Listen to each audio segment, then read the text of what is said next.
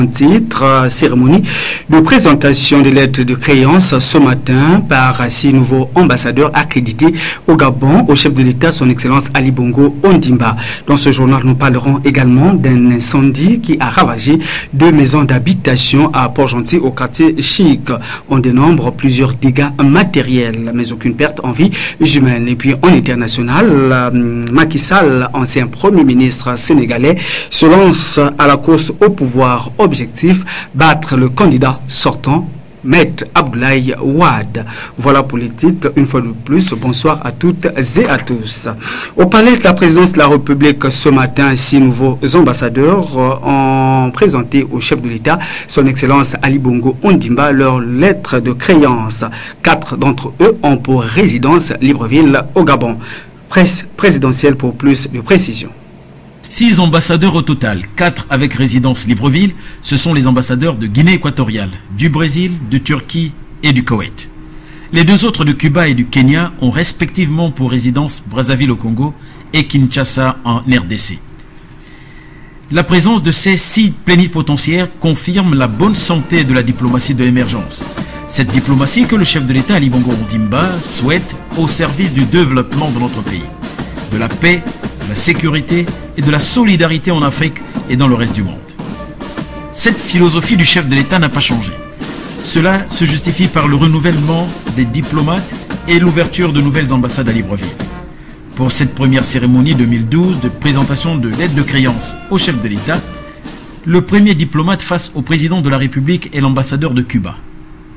Le plus jeune est la seule dame, Madame Alba Beatriz Soto Pimental, est diplômée en relations internationales, 42 ans. Elle hérite d'une coopération gabono-cubaine sans nuage. Des médecins cubains interviennent dans nos hôpitaux. Sa résidence, Brazzaville.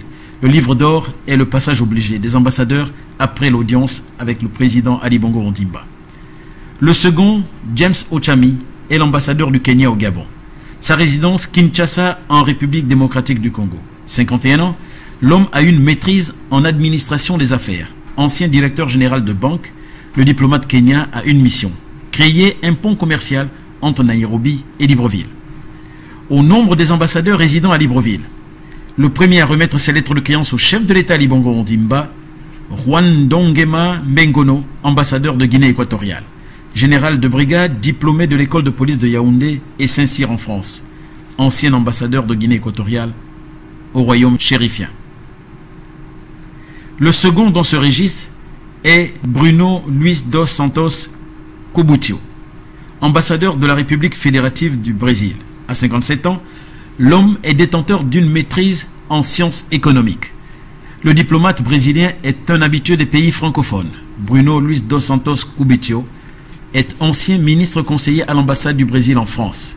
Le Brésil est intéressé par notre sous-sol. Le manganèse et le fer attirent les businessmen brésiliens. La diversification des partenaires économiques de notre pays a conduit la Turquie à ouvrir une représentation diplomatique à Libreville. 49 ans révolus, l'ambassadeur Ahmed Riza Demirer est diplômé en sciences économiques et administratives, ancien DGA pour le Caucase et l'Asie centrale au ministère de Turquie. 49 ans également, Abdallah Khaled Al-Askar, c'est l'ambassadeur du Koweït. Il réside à Libreville. Nanti d'un bachelor en sciences politiques, il a été consul général du Koweït à Milan. Sa mission dans notre pays, entretenir les relations du reste excellentes entre Libreville et Koweït City. Beaucoup de projets économiques animent cette coopération. Comme en pareille circonstance, le chef de l'État Ali Bongo Ondimba est entouré de ses proches collaborateurs, en tête desquels le secrétaire général de la présidence de la République, Madame Laure Olga Ngonjo, et bien sûr, le ministre des Affaires étrangères de l'ancienne équipe Biogemba, Paul Tungui.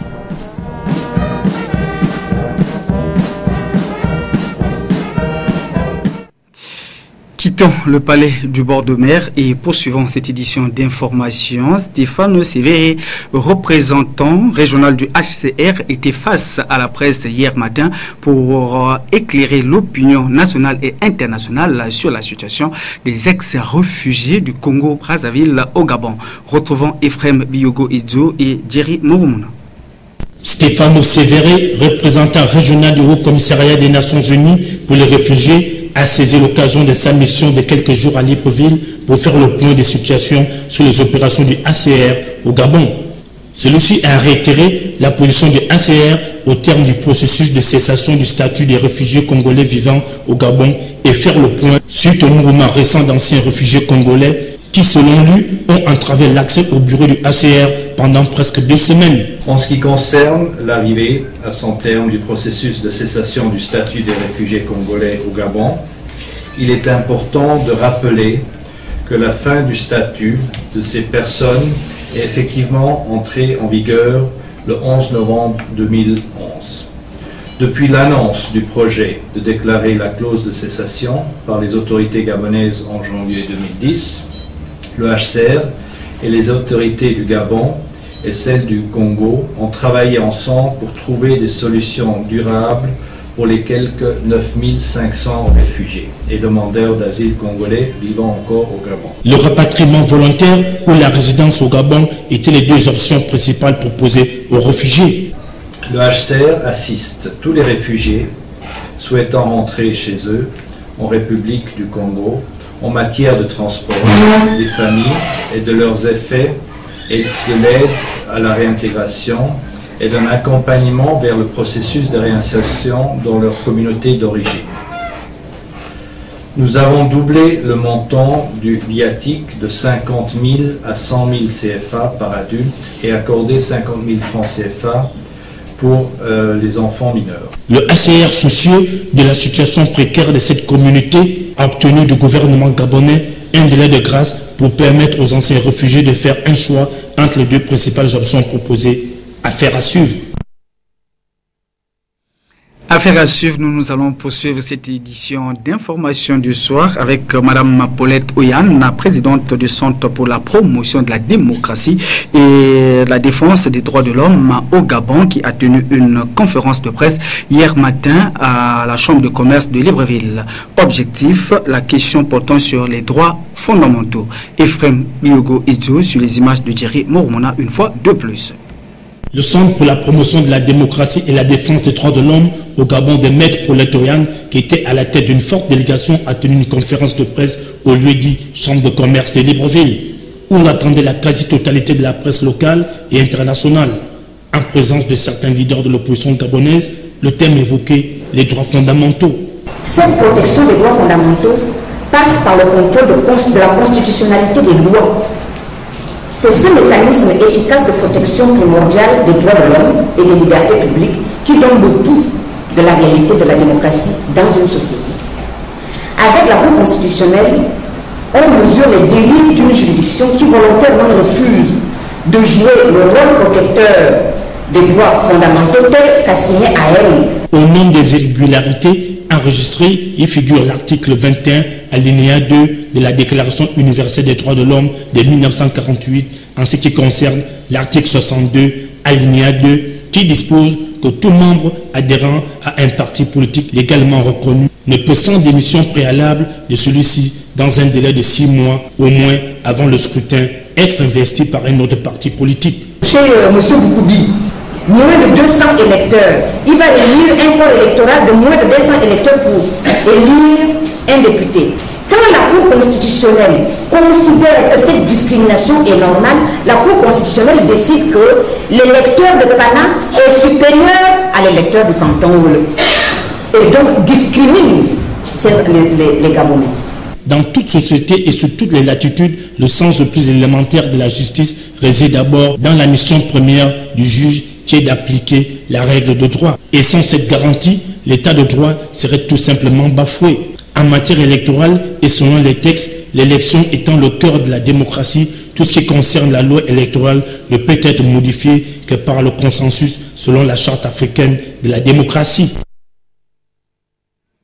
Nous allons quitter la Chambre de commerce pour parler cette fois-ci des postes et du ministère de la Communication et de l'économie numérique, donc créé au départ pour le perfectionnement des agents du ministère de la Communication, de la Poste et de l'économie numérique. Le centre de formation pour la promotion des nouvelles technologies de l'information et de la communication est désormais ouvert à tous, particulièrement aux jeunes. Suivant ce reportage de Christian Marouga sur les images de Fleury à Séondo. situe au cœur de l'action gouvernementale, dans sa volonté d'une part de rendre accessible l'outil informatique au plus grand nombre et de lutter contre le chômage chez les jeunes. D'autre part, le Centre de formation professionnelle de technologie, de l'information et de la communication offre pour ainsi dire plusieurs possibilités de formation et de services. Les formations sont axées sur la bureautique, le Word, le module Word, Excel, PowerPoint, Publisher et puis le cours d'Internet. En dehors donc des cours d'informatique, nous donnons des cours de langue, l'anglais obligatoire.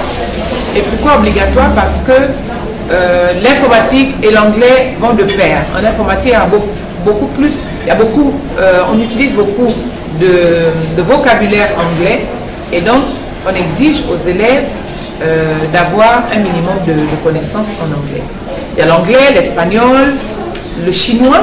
Pourquoi le chinois? Parce qu'il y a beaucoup d'entreprises chinoises qui sont en train de s'installer au Gabon et ils ont besoin d'une main-d'œuvre gabonaise, mais sachant parler quand même, maîtrisant les rudiments donc du mandarin ou bien de la langue chinoise. Nous avons eu aussi des cours d'arabe. Qu'en est-il cependant des conditions à remplir pour y suivre une formation? Ok, c'est 2000 francs. Alors nous faisons payer quand même.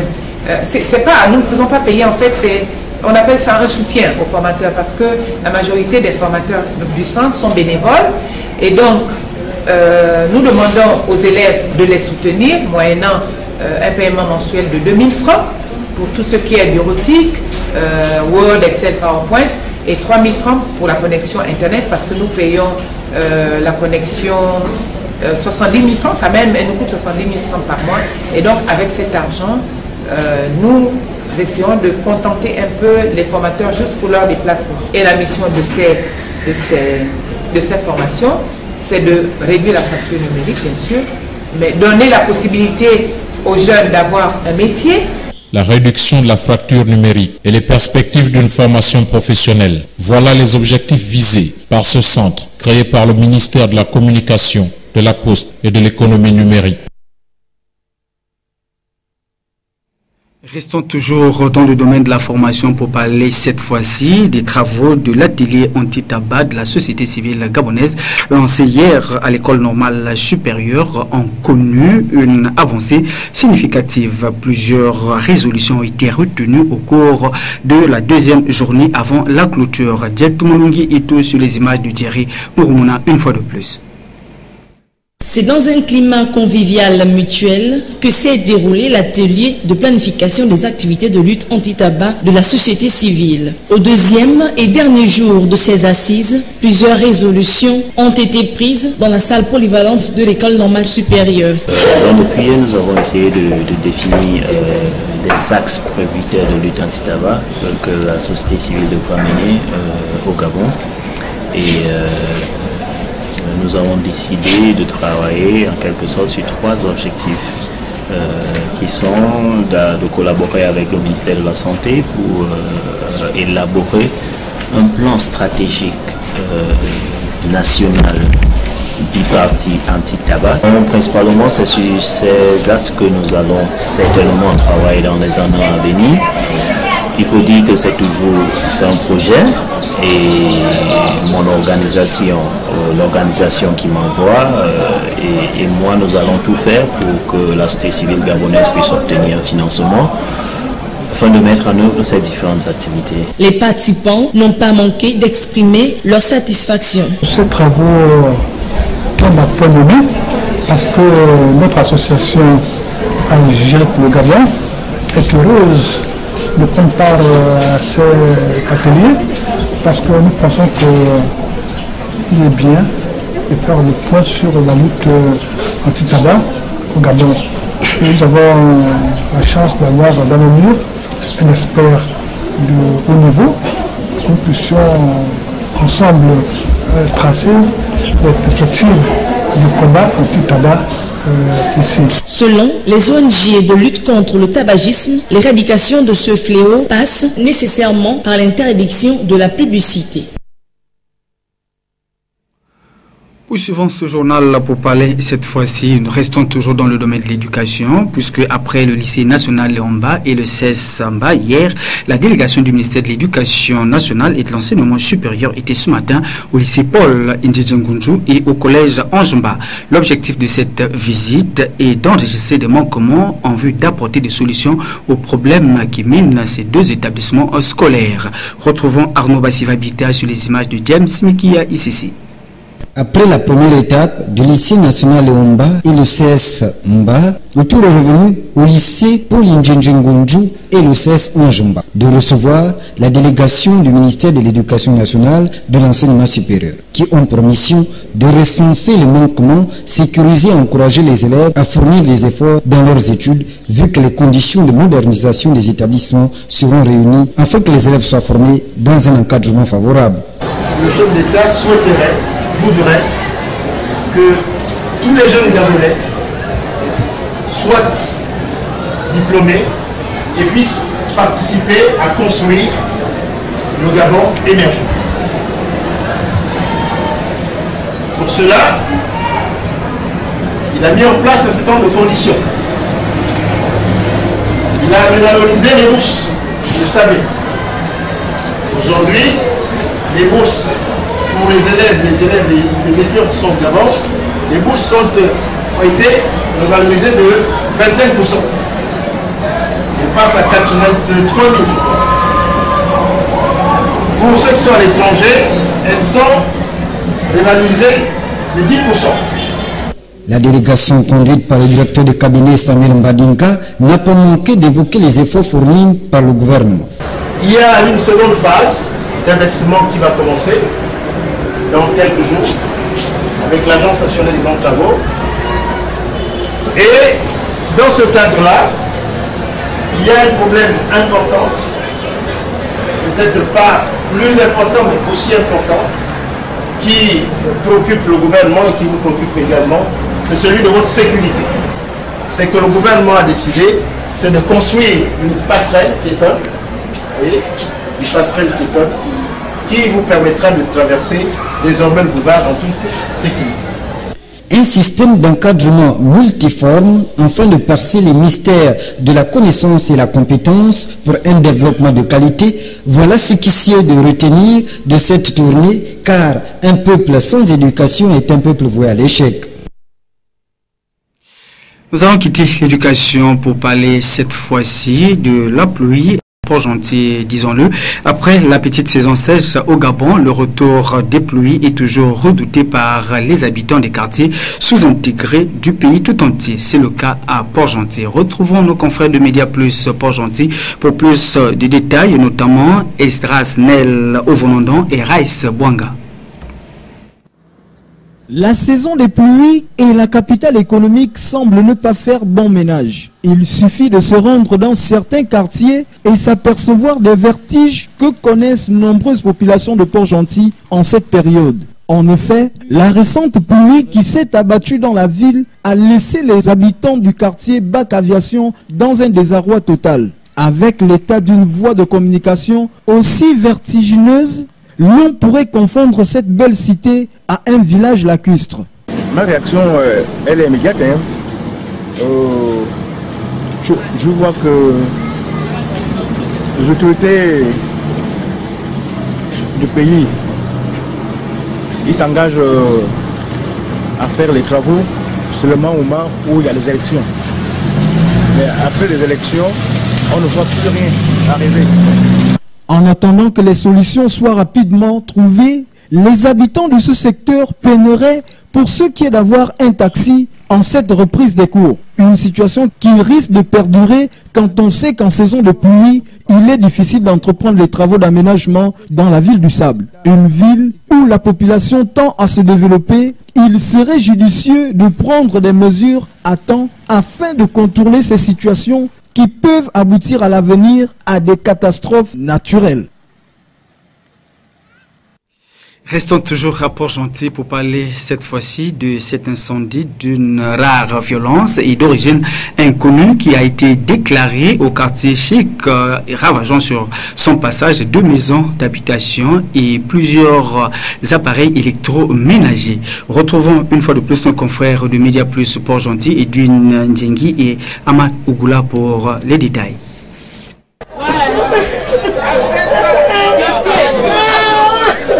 Un incendie réduisant presque en cendres 2 habitations, dont une qui faisait office de cybercafé, s'est produit ce jour aux environs de 10 heures au quartier Chic, dans le 2e arrondissement de la commune de Port-Gentil. Signalons qu'aucun blessé ou brûlé ou encore aucune perte en vie humaine n'a été signalée au cours de cet incendie. Je ne sais pas, en tout cas j'étais allongée, j'étais malade. Je ne sais pas comment ça a commencé.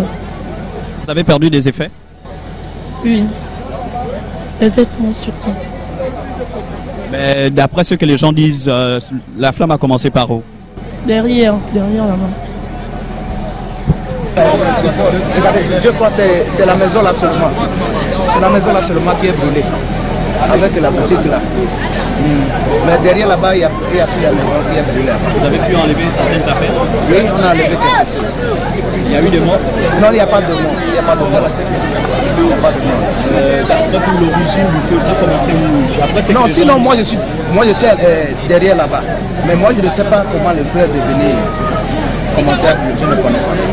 Je ne connais pas le début de feu. Alertés, les vaillants agents de la 3e compagnie incendie du bataillon de sapeurs-pompiers de Port-Gentil étaient présents sur les lieux dans les minutes qui suivaient pour éradiquer ces flammes qui auraient pu ravager les autres habitations environnantes.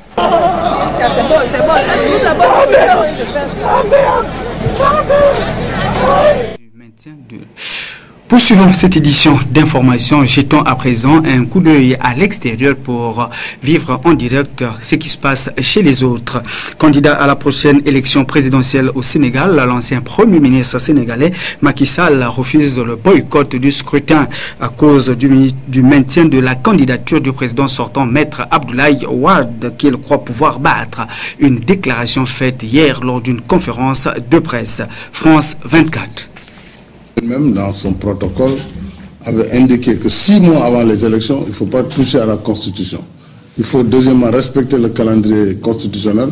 Donc je renverrai la CEDEAO dans ses propres textes et donc je prônerai le respect du calendrier et la tenue des élections le 26. Surtout que d'ailleurs le scrutin a commencé puisque les militaires ont déjà voté. Donc on est déjà dans le vote. Il n'y a pas de raison de boycotter le scrutin. On ne va pas laisser Abdoulaye Wade seul aller dire qu'il a gagné les élections. Moi je ne suis pas dans cela. Je suis convaincu qu'il peut être battu à plate couture par les urnes. Les Sénégalais ont déjà gagné plusieurs fois à travers des élections. Pourquoi on ne veut pas de ces perspectives? Voilà la question qu'il faut poser. Pourquoi on ne veut pas d'élections? Et qui ne veut pas des élections? Et pourquoi on veut entraîner le Sénégal dans le chaos? Moi, je refuse d'être entraîné. Je refuse. Parce que moi, je suis cohérent avec moi-même. Ça fait 3 ans que j'ai quitté Wade. Je me suis employé à détruire son parti et je suis en passe de le réussir. Parlons à présent d'expression libre.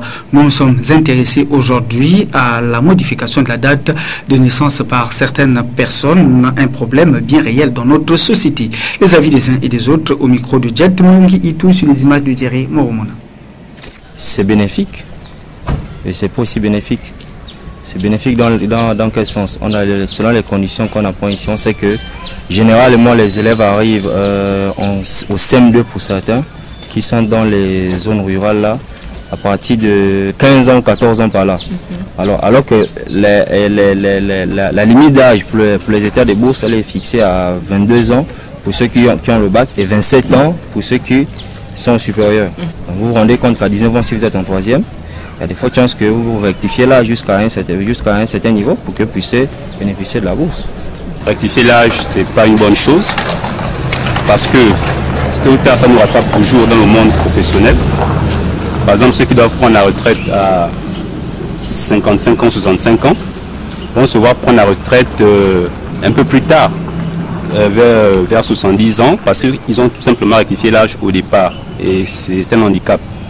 Mais on peut se comprendre que ces personnes-là le font, peut-être pour des raisons d'ordre professionnel, vu les conditions d'apprentissage ici au Gabon par exemple. Mais c'est pas bon, c'est pas une bonne chose. Voilà. Ce qui rectifie l'âge, bon, il y a plusieurs facteurs. Moi, je peux d'abord dire, je les comprends. Et il se trouve qu'à l'armée, il ne faut pas avoir plus de 21 ans.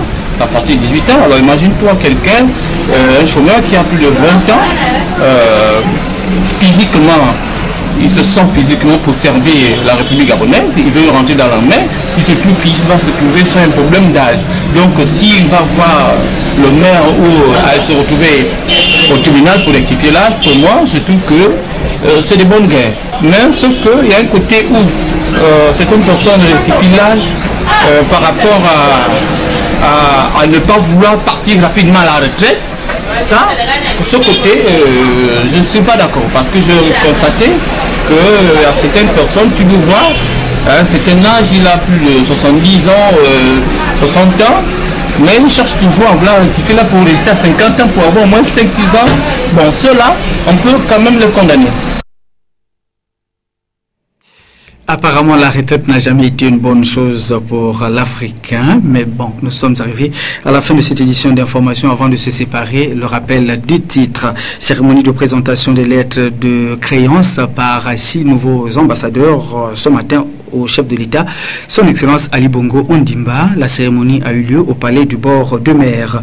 Un incendie d'origine inconnue a ravagé 2 maisons d'habitation à Port-Gentil. On dénombre plusieurs dégâts matériels. Et puis en international, Macky Sall, ancien Premier ministre sénégalais, se lance à la course au pouvoir. Objectif, battre Maître Abdoulaye Wade aux prochaines élections présidentielles. Telle a été donc la manchette de cette édition d'information du soir dont je me suis fait le plaisir de vous présenter. Je vous retrouve demain à la même heure, 19h30. Il est 20h à Libreville, 21h à Lusaka en Zambie. On se dit au revoir. Je vous aime autant que vous êtes. Demain, nous sommes ensemble. D'ici là, portez-vous bien. Bonne suite de programme sur TVS. Que Dieu bénisse le Gabon.